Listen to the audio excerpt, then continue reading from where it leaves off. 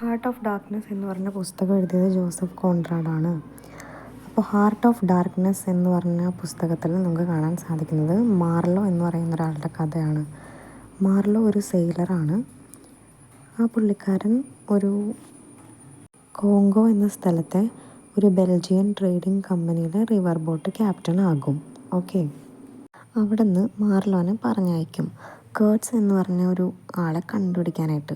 കേർട്സിനെ പറ്റി പറയുകയാണെങ്കിൽ കേർട്സ് ഒരു മിസ്റ്റീരിയസ് ഐവറി ട്രേഡറാണ് who has stopped sending shipments. Kurtz എന്ന് പറയുന്ന ഒരാൾ അയക്കാറുണ്ടായിരുന്ന ആളുടെ ഐവറി ഷിപ്മെൻറ്റ്സ് പെട്ടെന്ന് അയാൾ നിർത്തി. അപ്പോൾ കേർട്സിനെ കണ്ടുപിടിക്കാനുള്ള ദൗത്യത്തിൽ മാർലോ പുറപ്പെടുകയാണ്.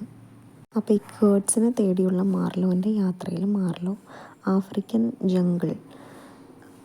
കൂടെയൊക്കെ പോകേണ്ടി വരുന്നുണ്ട്. അപ്പോൾ അവിടെ വെച്ചിട്ട് കൊളോണിയലിസത്തിൻ്റെ ആഫ്റ്റർ ഇഫക്ട്സ് വിറ്റ്നസ് ചെയ്യേണ്ടി വന്നു മാർലോയ്ക്ക്. അതായത് അവിടെ വെച്ചിട്ട് യൂറോപ്യൻ കൊളോണൈസേഴ്സ് ലോക്കലായിട്ടുള്ള ആൾക്കാരെ ബ്രൂട്ടലി എക്സ്പ്ലോയിറ്റ് ചെയ്യണത് കാണേണ്ടി വന്നു മാർലോയ്ക്ക്.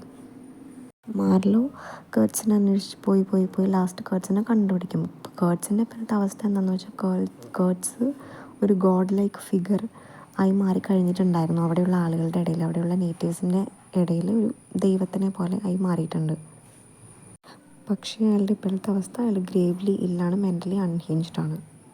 തൻ്റെ മരണത്തിന് മുൻപുള്ള കേർട്സിൻ്റെ അവസാനത്തെ വാക്കുകൾ എന്ന് പറയുന്നത് ദ ഹൊറർ എന്നാണ്. എന്നിട്ട് മാർലോ തൻ്റെ ദൗത്യം ആൾ കണ്ടുപിടിച്ചല്ലോ, അതിനുശേഷം ആൾ യൂറോപ്പിലേക്ക് പോകുന്നു.